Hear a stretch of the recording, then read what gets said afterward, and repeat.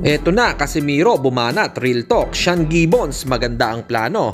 Ito at pag-usapan natin, pero bago ang lahat, pakisubscribe po ng channel ko. Huwag nyo na rin kalimutan i-click ang notification bell para lagi kayong una sa balita. Nalaban ang aasahan, balita sa mga pambato na isasalang, pasabog na video, lahat yan nandito. Nino Cruz TV ang iyong paborito. Pag-usapan nga po natin mga kaboxing, nagse-celebrate nga po si Devin Haney dahil sa pagkakasuspinde ni Ryan Garcia at pagiging undefeated niyang muli sa boxing. Nagpasalamat naman si Devin Haney sa mga komisyon at mga fans na nandyan daw habang pinoproseso ang lahat.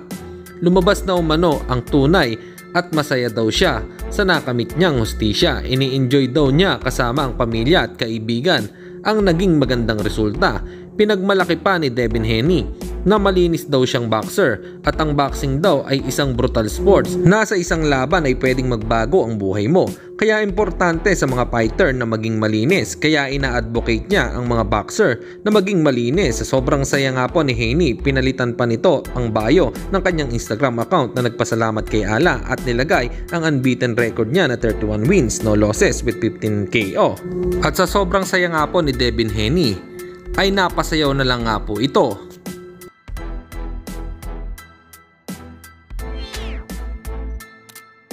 Samantalang Mark Magnifico magsayo, balik ensayo na muli matapos manalo nito. Tila walang sinasayang na panahon, malaki kasi ang tsansa na ang sunod nitong laban ay world title shot na. At balak nga itong isulong ni Sir Sean Gibbons bago matapos ang taon. Gustong gusto talaga ng pambato natin na maging world champion ulit at maging 2 division world champion. Ang posibleng makakalaban ni Magsayo ay si Lamont Bronze Jr. Nakasalukuyan nga pong may hawak ng WBA Super Featherweight World Champion. At sa kabilang balita naman tayo mga kaboxing, tila nag-real talk naman itong si Cuadro Alas patungkol sa paggawa ng kwento.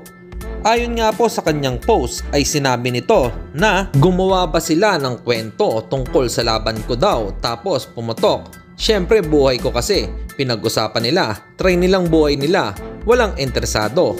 Ano po ang opinion nyo dito mga kaboxing? Comment lang po kayo sa ibaba. Hanggang dito na lang muna ang ating balita. Dito na lang ang aking boxing news report. Babu!